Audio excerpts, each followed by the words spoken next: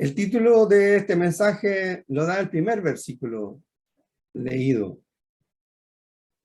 Dice el título: no hay autoridad sino de parte de Dios. Así lo dice el primer versículo.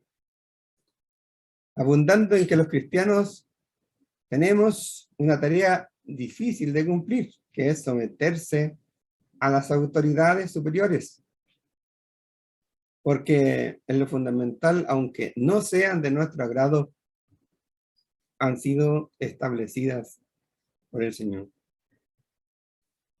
El apóstol escribe estos pensamientos nada menos que a los hermanos romanos, cuando históricamente sabemos que en Roma en ese momento están ocurriendo y funcionando las autoridades del Imperio Romano.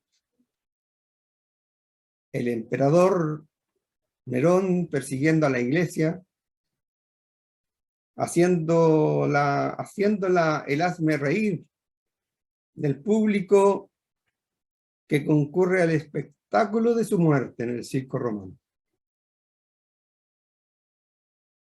Y también, por otra parte, como ya lo hemos comentado en otro de los mensajes, los judíos persiguen a los hermanos de este camino, a los hermanos cristianos, porque la iglesia no se adhiere a la organización de la rebelión contra el imperio que se prepara y se desarrolla justamente entre el tiempo que va desde la muerte del Señor Jesucristo hasta la invasión de Jerusalén por parte del general Tito. El ejército romano no tiene compasión, incendiando, asesinando, robando, saqueando hasta el mismo templo. Incluso se sabe que el general Tito había dado expresas órdenes a las tropas que el tesoro del templo no se tocara. Pero la ambición de un ejército desatado hizo que no se obedecieran esas órdenes. Y el templo fue prácticamente barrido. Cumpliéndose la profecía de Jesús, de Mateo 24, 1, 2. No quedará piedra sobre piedra que no sea derribada.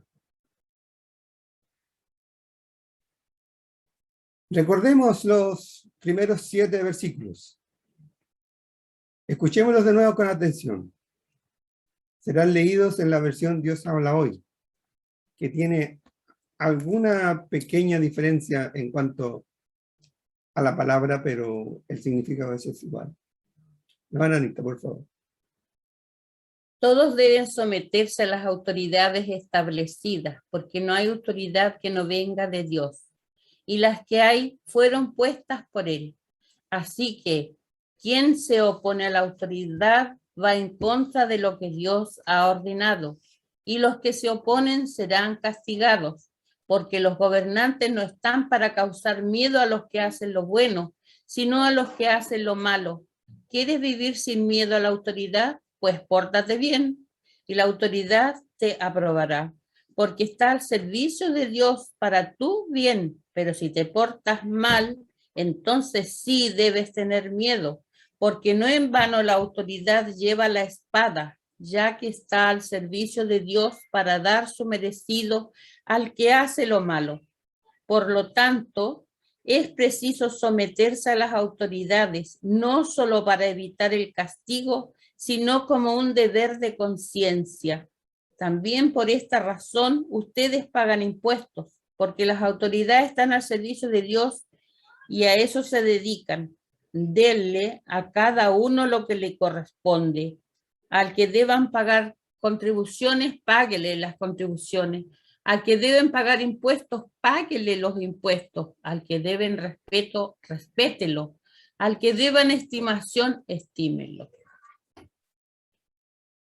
De la sola lectura de estos versículos, del 1 al 7, pareciera que el apóstol, en vez de reclamar a la autoridad por la injusticia, por la realidad que está viviendo la iglesia, a esa autoridad que se deriva del emperador cruel, corrupto y déspota, pareciera que el apóstol estuviera de acuerdo con el imperio y pareciera que está defendiendo al emperador y aún le estuviera haciendo propaganda. Dice que el magistrado persigue al malo y que el bueno tendrá su alabanza, que es servidor de Dios, vengador para castigar al que hace lo malo. Por lo tanto, debemos estar sujetos a ellos, obedecer sus ordenanzas, decretos y leyes, pagar los impuestos, tributos, tratar con respeto y honra.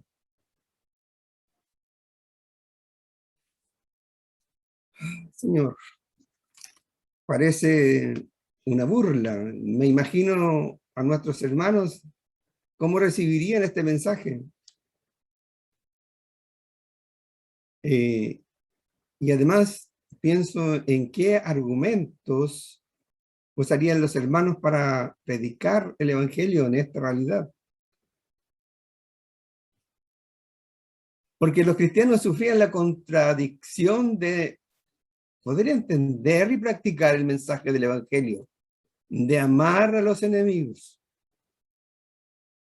aunque estos los perseguían, los saqueaban, abusaban, los encarcelaban, los torturaban, los mataban. Y esta palabra que vemos ahora se refiere justamente a esa autoridad que, según lo que leímos, no hay autoridad, sino de parte de Dios. Bueno, ya sabemos que el Señor Jesús, en el mismo sentido, había confrontado a Pilato, justamente cuando Pilato debe decidir la muerte del acusado o la vida. ¿Qué habrá pensado Pilato cuando Jesús le contesta sin rodeos en Juan 19, los versículos 9, 10 y 11, que da lectura inmediatamente mi hermana Anita? Entró de nuevo en el palacio y le preguntó a Jesús, ¿de dónde eres tú? Pero Jesús no le contestó nada. Pilato le dijo, ¿es que no me vas a contestar? ¿No sabes que tengo autoridad para crucificarte, lo mismo que para ponerte en libertad? Entonces Jesús le contestó, no tendrías ninguna autoridad sobre mí si Dios no te la hubiera dado. Por eso el que me entregó a ti es más culpable de pecado que tú. Pilato no sabía que su autoridad venía directamente de Dios. Todo lo que había hecho él para estar en concordancia con el imperio, para escalar en la confianza del sistema, para subir en el grado de autoridad. ¿Cuántos estudios, cuántos análisis, cuántas conversaciones? En definitiva, llegan a estar en ese momento frente a Jesús diciendo, mira, eso lo había planificado el Señor nuestro Padre, porque tu autoridad viene directamente de mi Padre.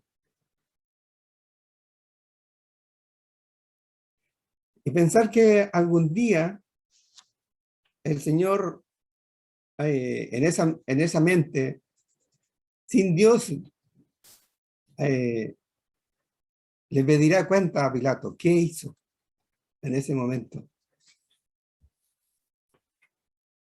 Porque tenía que resolver el problema que estaba planteado directamente por el pueblo judío y el ataque a Jesús. Pero Jesús estaba profetizado que ocurriría lo que ya sabemos. Sin embargo, algún día este hombre, Pilato, tendrá que dar cuenta de su actuar ante Dios. ¿Podrán imaginar las autoridades de la historia la tremenda responsabilidad que tenían frente a Dios en relación al cargo de autoridad que tuvieron? ¿O las autoridades actuales? ¿O las autoridades futuras? ¿Sabrán ellos esa responsabilidad que tienen ante Dios?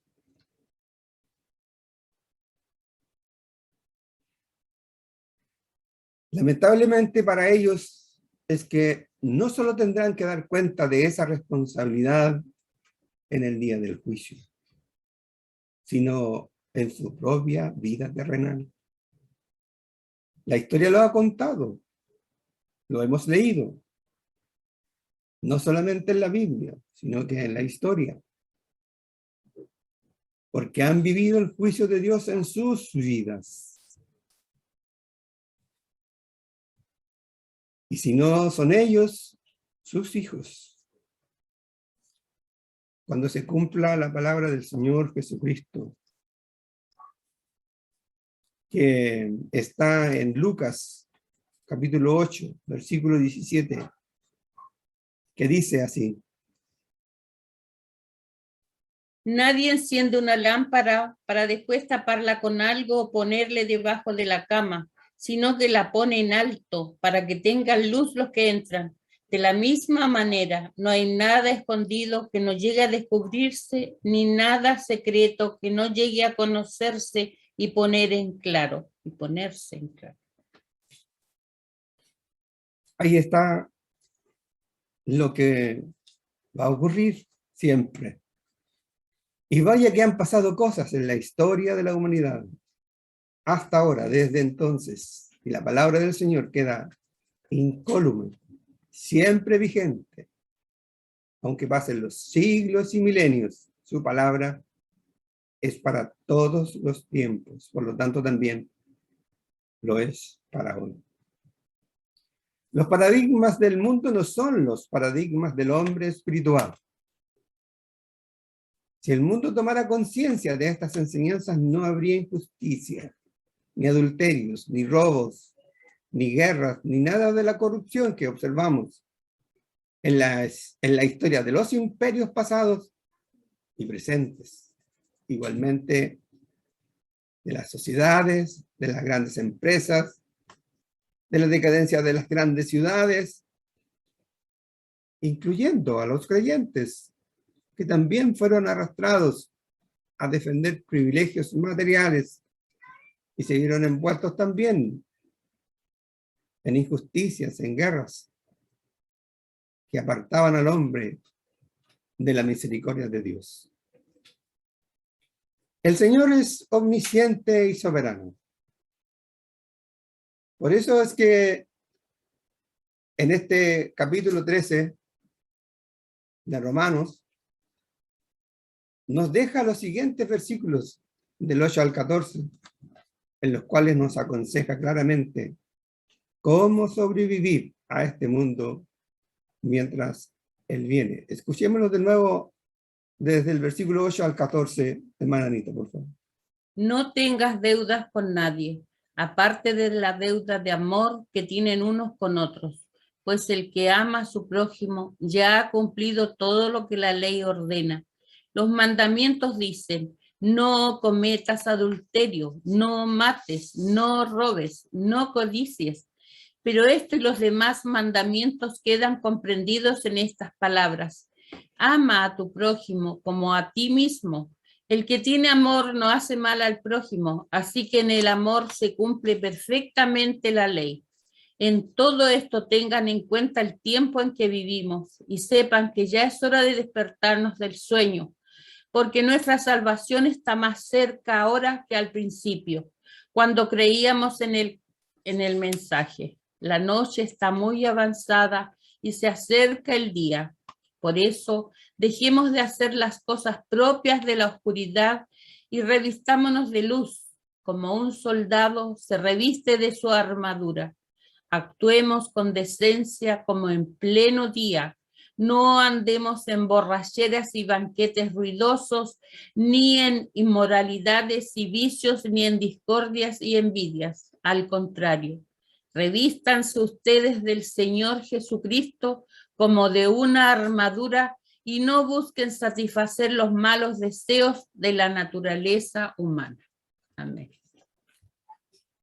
Es como si el apóstol estuviera viviendo con nosotros, ¿cierto? El hoy. Porque sus palabras parecían estar mostrando lo que ocurre en nuestro mundo, en el mundo de hoy, en nuestro propio país. El Señor nos ha llamado a sus caminos para que disfrutemos de su esperanza, miremos sus promesas con los ojos de la fe y tengamos su fortaleza para ser hombres y mujeres que sepamos conducirnos correctamente al interior de la iglesia, como así también en la vida social con el mundo que nos rodea. Este capítulo 13 nos da a conocer su voluntad en relación a nuestra conducta frente a la sociedad que nos ha tocado sobrevivir. Nuestra patria es la celestial. Nuestro lindo país espera de nosotros la opción de ser una opción de paz, de comprensión, de generosidad, mansedumbre y dominio propio. Al Hijo de Dios que venía a salvar a la humanidad lo mataron. Y mientras eso sucedía, Cristo rogaba por los hombres que lo hacían, pidiéndole al Padre que los perdonara porque Él mismo había dicho, vengo a salvar al mundo. El mismo apóstol Pablo, y también inspirado por el Espíritu Santo, escribe a los romanos en capítulo 8, 28, que dice, y sabemos que a los que aman a Dios, todas las cosas les ayudan a bien.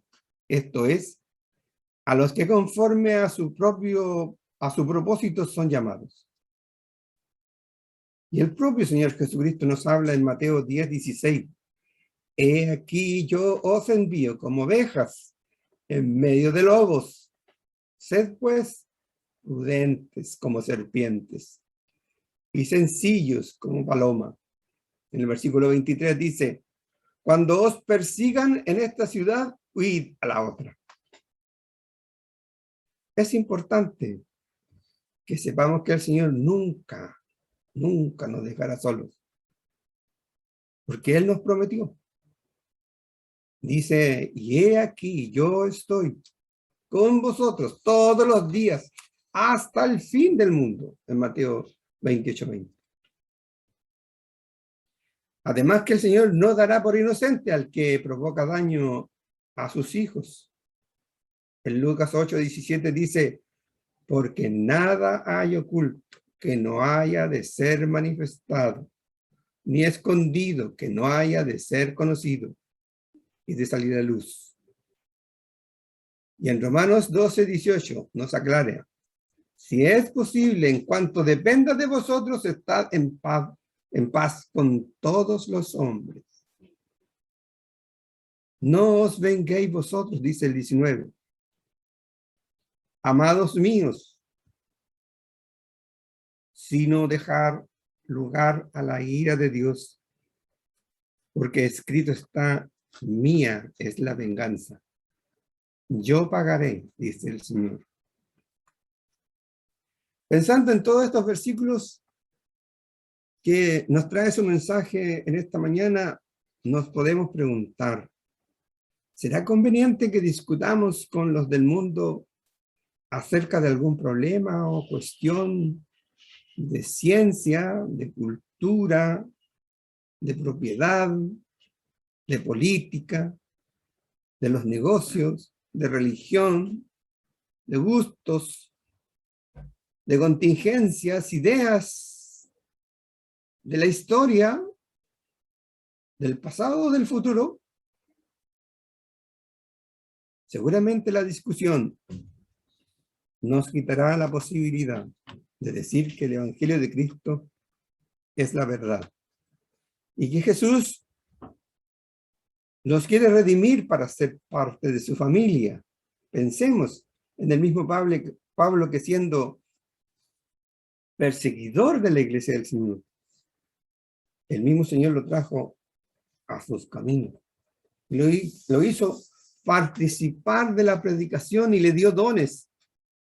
E incluso le dio el misterio que a nadie se había dado antes a conocer, como es el evangelio a los gentiles, del cual el beneficio nosotros somos los principales beneficiados. Según lo dice en Primera de Timoteo, capítulo 2, del versículo 5 al 7. Ahora que el mundo sigue convulsionándose cada día más y más, y que la propia naturaleza sigue provocando más sorpresa al mundo con sus fenómenos naturales, es preciso que haya una iglesia que esté dispuesta a presentar a Cristo como lo que es el Salvador y la luz del mundo. Así el Señor mandará más de sus hijos a las iglesias. Habrá testimonio de salvación, milagros y sanidades. Los versículos 3 y 14 de la lectura bíblica de hoy nos aconsejan: andemos como de día, honestamente, no en glotonerías y borracheras, no en lujurias ni lascivias, no en contiendas y envidias, sino vestidos del Señor Jesucristo, y no proveáis para los deseos de la carne. Andemos como de día. Seguramente significará que nuestras conductas deben ser probadas por el mundo y no tengan el reproche de los que andan buscando nuestros errores para desacreditar el evangelio. Nuestra conducta y nuestros pensamientos sean claros, tiernos a veces, pero firmes, de tal forma que no tengamos que andar dando mayores explicaciones que no sea la consecuente bendición de su palabra en nuestras vidas. Que andemos honestamente, con santidad de vida en nuestra familia, alegres, participativos, con dominio propio en las relaciones humanas, sociales, cuidando que nuestras fiestas familiares no sean motivo de críticas o reclamos, menos andar en vicios o en pecados, y que nuestras conexiones con el barrio donde nosotros vivimos y sus instituciones tengan en nosotros una persona que resuelva situaciones y no que las provoque. Que podamos tener una palabra de aliento para el que sufre en nuestro barrio, en nuestra vecindad, y una colaboración y una actitud de colaboración con las acciones que vaya en beneficio de la comunidad, sin llegar a las discusiones que aparecen de las opiniones de grupos y, por supuesto, de las naturales envidias cuando alguien resulta felicitado por haber logrado alguna alabanza de la autoridad. Y vestidos del Señor Jesucristo, pues bien se trata de no olvidar que somos sus embajadores. Llevamos su ejemplo, que vivimos para Cristo, y que la predicación no tiene efecto cuando la actitud dista de la palabra. Se trata de la vestimenta espiritual, por cierto, y no de la vestimenta de la ropa, aunque sería importante también considerar que debemos buscar siempre el decoro en nuestra forma de vestir. Y en cuanto a los deseos de la carne, lo podemos ver con descarnada claridad en Gálatas 5, del 19 al 21. Ahí nos dice claramente cuáles son los deseos de la carne. ¿De qué se trata? Para terminar, veamos lo que dice el título de este mensaje nuevamente. No hay autoridad sino de parte de Dios. Y quiero decir un argumento que reafirma y confirma esta verdad, no con mi pensamiento, porque seguramente yo diría lo contrario, sino con la palabra propia de Dios que está en Primera de Timoteo, capítulo 2, del 1 al 4, que dice: exhorto ante todo a que se hagan rogativas, oraciones, peticiones y acciones de gracia por todos los hombres, por los reyes y por todos los que están en eminencia, para que vivamos quieta y reposadamente en toda piedad y honestidad, porque esto es bueno y agradable delante de Dios, nuestro Salvador, el cual quiere que todos los hombres sean salvos y vengan al conocimiento de la verdad. Cualquier explicación a estos versículos no nos dirán más que lo dicho en ellos. Y para mayor abundamiento, cada cual pensará que se está refiriendo a esos tiempos pasados, pero como su palabra es eterna, también se está refiriendo a los tiempos nuestros, para que saquemos la conclusión evidente que si el Señor ha puesto la autoridad en cada país o en cada institución de la República o cada congregación o iglesia, con el método que sea, particular que haya sido, nosotros tenemos una dirección muy clara al respecto de sujetarnos, de obedecerle, de orar por ellas para que se corrijan las cosas equivocadas. Y el Señor dirá si merecen seguir con la autoridad que Él les ha entregado. Y Él en su poder y voluntad hará con ellos lo que corresponda cuando sea conveniente. No nosotros, porque nosotros tenemos otro que hacer: predicar su evangelio. Jesús le dijo a Pilato: mi reino no es de este mundo.